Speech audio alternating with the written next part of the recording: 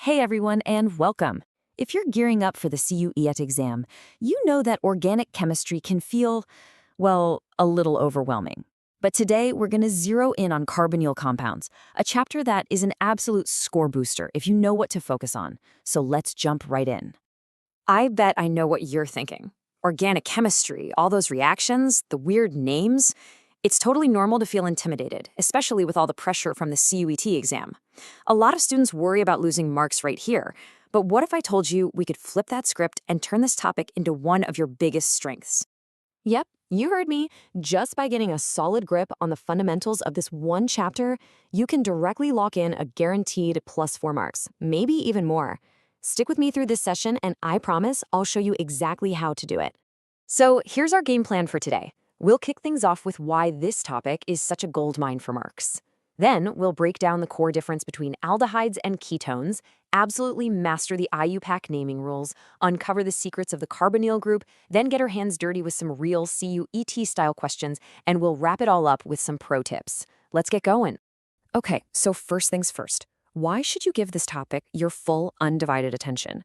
The answer is simple, really. It's one of the best investments you can make with your study time.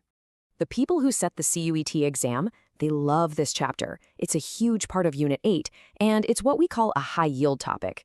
That means you get a lot of marks for a reasonable amount of effort. You can expect very direct, straightforward questions on things like structure and naming. And listen, if you master this, you're not just scoring points here, you're building a rock-solid foundation for the harder organic chemistry stuff that comes later. All right, let's get down to the absolute basics. Carbonyl compounds are basically one big family split into two main groups, aldehydes and ketones. Nailing the difference between them is the first big step. So what's the big difference? Honestly, it all comes down to one thing, where that C double bond O group is sitting. In aldehydes, you'll see the carbonyl group is always at the very end of the carbon chain, and it's bonded to at least one hydrogen atom. But for ketones, it's always found somewhere in the middle, sandwiched between two other carbon atoms. Let's zoom in on aldehydes for a second. The key word to burn into your brain is the CHO group. Think of it as being at the end of the line on the carbon chain. And because it's at the end, that carbonyl carbon is always attached to at least one hydrogen. Here's a quick trick to remember. Aldehyde at the edge. And now for ketones. With these guys, that C double bond O group is never at the end. It's always comfortably tucked away within the carbon chain, between two other carbons.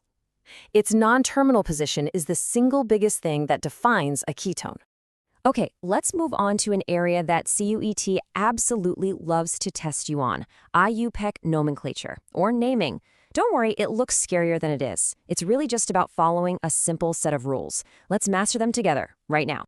Naming aldehydes is super straightforward, which is great news. First step, find the longest carbon chain that has the CHO group. And the best part, that carbonyl carbon is always, and I mean always, carbon number 1. No guesswork needed. Then you just take the parent alkane name, drop the final E, and add Al. So a 3-carbon propane becomes propanol. See? Easy. Now for ketones, there's just one tiny extra step. You still find the longest chain with the carbonyl group. But here's the crucial part. You have to number the chain from whichever end gives the carbonyl carbon the lowest possible number. Then you do the same thing. Replace E with 1 and say which number it's on. For example, you'd call it butan 2,1, not butan 3,1. This lowest number rule is a classic CUET trap. And speaking of rules, this brings us to something super important for more complicated molecules. Think of it like a royal family. There's a hierarchy, a pecking order. Carboxylic acids are the king, followed by aldehydes, then ketones, and then alcohols. So if a molecule has both an aldehyde and a ketone group, the aldehyde wins. It gets priority, and we name the whole thing as an aldehyde. All right, let's peel back another layer and look at the carbonyl group itself. Understanding its structure is the key to figuring out how it's going to react chemically. Okay, pen and paper out for this one. There are 3 facts here you just have to memorize. No way around it. Number 1, the carbonyl carbon is sp2 hybridized. Number 2, this makes its geometry trigonal planar, which basically means it's flat. And number 3, the bond angle around that carbon is about 120 degrees. These are direct, frequently asked questions in CUET. So why is this group so reactive? Well, the secret is its polarity. You see, oxygen is way more electronegative than carbon. It's like a greedy friend who hogs all the electrons in that double bond, pulling them closer to itself. So this electron hogging by oxygen leaves the oxygen with a partial negative charge, and this is the important part, it leaves the carbon with a partial positive charge. This makes the carbon electron deficient, or what we call electrophilic. And this is the key to everything. This little positive charge on the carbon makes it a huge target for anything that's rich in electrons, which we call nucleophiles. Honestly, this one little fact explains pretty much every reaction we're going to see later. All right, theory time is over. Let's get our hands dirty and see if you've been paying attention. It's time to put what you've learned into practice with some real CUET-style questions and a quick strategy tip.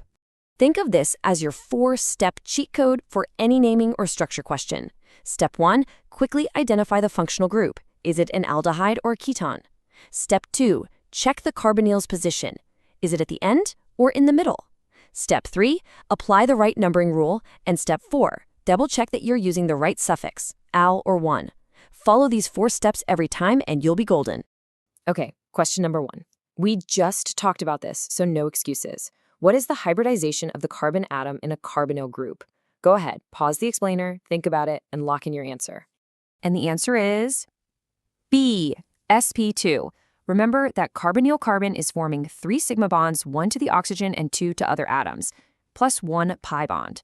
3 sigma bonds always means sp2 hybridization. This is a pure memory-based question you should get right every time. Question 2. This one's a classic. What's the correct IUPAC name for this molecule? Now be careful. They've thrown in a little trick here. Acetone is its common name, but the question wants the IUPAC name. Pause and figure it out. The correct answer is C, propanone. It's a 3-carbon chain, so prop is the root. It's a ketone, so the suffix is 1. Now, a lot of people might think it should be propane 2,1, but here's the thing. You don't need the number. Why? Because in a 3-carbon chain, where else could the ketone group go? If you put it on carbon 1, it becomes an aldehyde, so the number 2 is implied. All right, we're in the home stretch. Let's lock in everything we've learned and, probably the most important part, talk about the common mistakes that can cost you precious marks in the exam. Okay, listen up, because these are the classic traps students fall into every single year. Mistake number 1, confusing al and 1. It sounds simple, but under pressure, it happens. Number 2, numbering a ketone from the wrong end and not giving the carbonyl the lowest number. Number 3, totally forgetting the priority rules when you see more than one functional group. And finally, a big conceptual error, thinking the sp2 carbon is tetrahedral. No, it is flat, trigonal planar. Please avoid these mistakes. And here it is, the whole topic boiled down to one single table. This is your golden ticket for revision. Seriously, pause and take a screenshot of this right now. It's the perfect thing to look at the night before your exam. You'll thank me later. And that is a wrap. You've officially powered through the structure and naming of carbonyl compounds. You should be feeling way more confident now. So how'd you do on those practice questions? Let me know your score down in the comments. If you found this helpful and you're serious about acing your CUET, make sure to subscribe, because in our next session, we're going to dive into the chemical reactions of these compounds. See you then.